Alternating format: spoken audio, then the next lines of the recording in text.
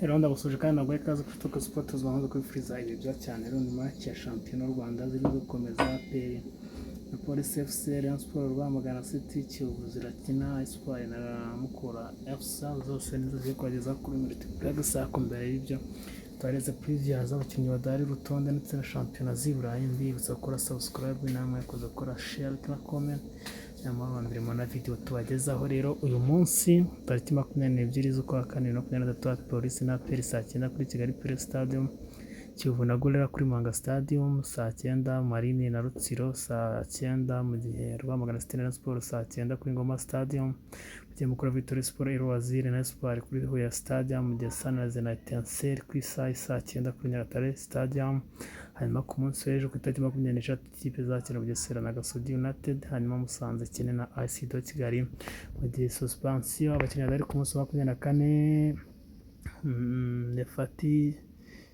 Nefati afite APR afite ikarita y'umutuku, mu gihe Gadi Muhawe nayo Musanze afite amakarita y'umuhondo, Kakure Mukata Justin Etincelle afite amakarita y'umuhondo, Hussein Kiza Etincelle amakarita y'umuhondo, Usabimana amakarita 3 y'umuhondo.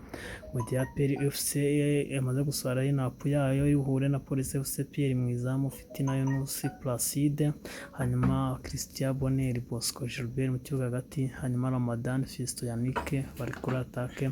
Mu gihe abasimbura ari Alexandre Dieudonné, Byiringiro Blaise, Mugunga Nshuti Ale Innocent ndetse na Bizimana Jabel.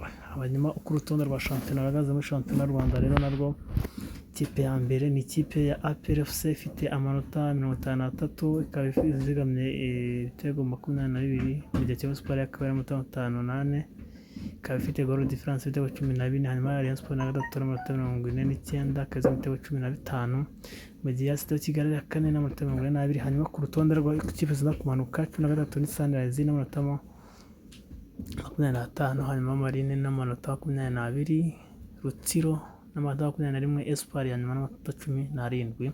Mu gihe Premier League mu makipe nageze ku munota igice cya mbere kikaba kirangiye Fulham na Leeds 0-0, Brentford na Aston Villa saa 10, Crystal Palace Everton saa 10, Leicester City Wolverhampton Wanderers saa 10, Liverpool Nottingham Forest ku isaha saa 10 ya shampiyona y'Abongereza Barclays Premier League.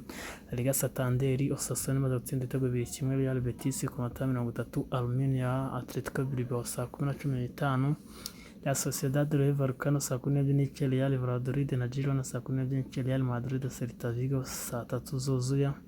Serie A shampiyona y'Ubutaliyani Salernitana na Sassuolo saa 9, Lazio Torino saa 12, Sampdoria Spezia saa 2:45. Shampiyona y'Ubutaliyani tuvuyemo twageze muri shampiyona y'Ubudage cyangwa Bundesliga, Bochum Wolfsburg saa 9:30, Hertha Berlin Werder Bremen, Hoffenheim FC Cologne, Bayern Mayence Bayern Munich saa 9:30 zose no ziruba.